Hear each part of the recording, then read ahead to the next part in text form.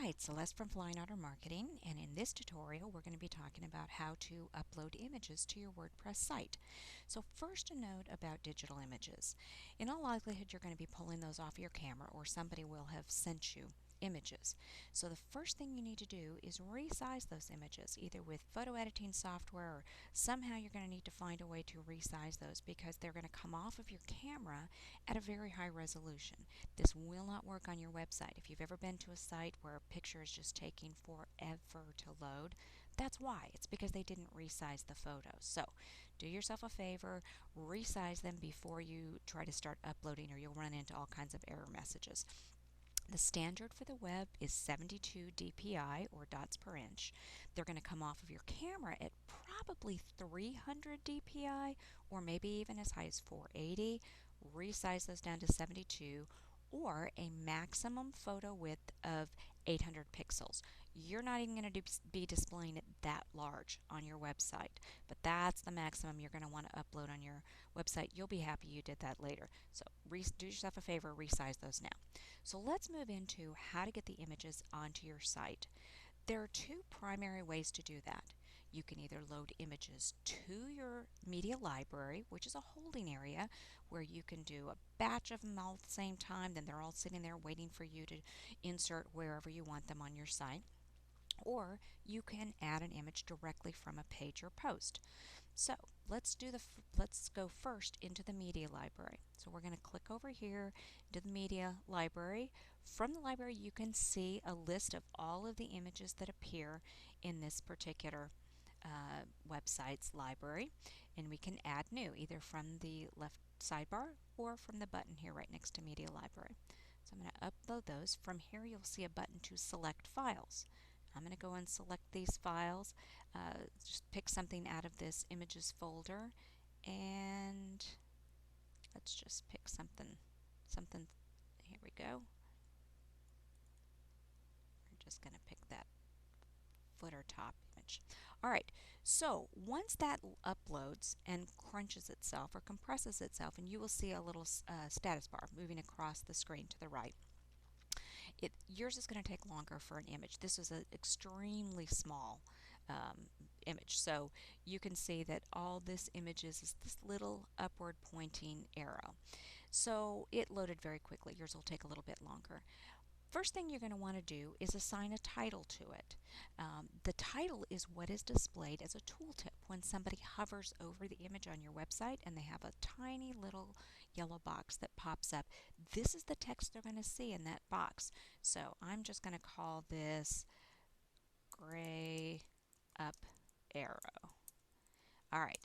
Alternate or alt text is also something important, because this is what people are going to see if they have images disabled, whether they're on a smartphone or they're just looking at text-only messages to save bandwidth, whatever it might be. This is the text that they're going to see. It also is what search engines see when they're skimming your site. Search engines don't actually see an image itself, they only see the text or alternate text that's assigned to it. So I'm also going to call this a small gray up arrow. Alright, we're going to skip over all the rest of these for the sake of time, and I'm going to save that. Okay, there we go. You can see that that has now been added to the listing here of images. Now I'm going to show you how you can add an image directly from a page or a post. So let's go up to our pages here. And I'm going to go into this sample page here. And I'm going to scroll down here and say, right here in this paragraph, I want to insert this image. So from within the page, I can use this upload command right here to the right of the words upload or insert, just above your toolbar. I'm going to click that and you will see a familiar box pop up. This should look an awful lot like the one that you just saw as we were uploading images to your media library. The difference here is you have a series of extra tabs. You can either select from your computer and go through that very same process we just did, but you also can select from your media library. So if I click that tab, you'll see, look at that. There's the image I just uploaded. So anything that is in your media library you can select from here.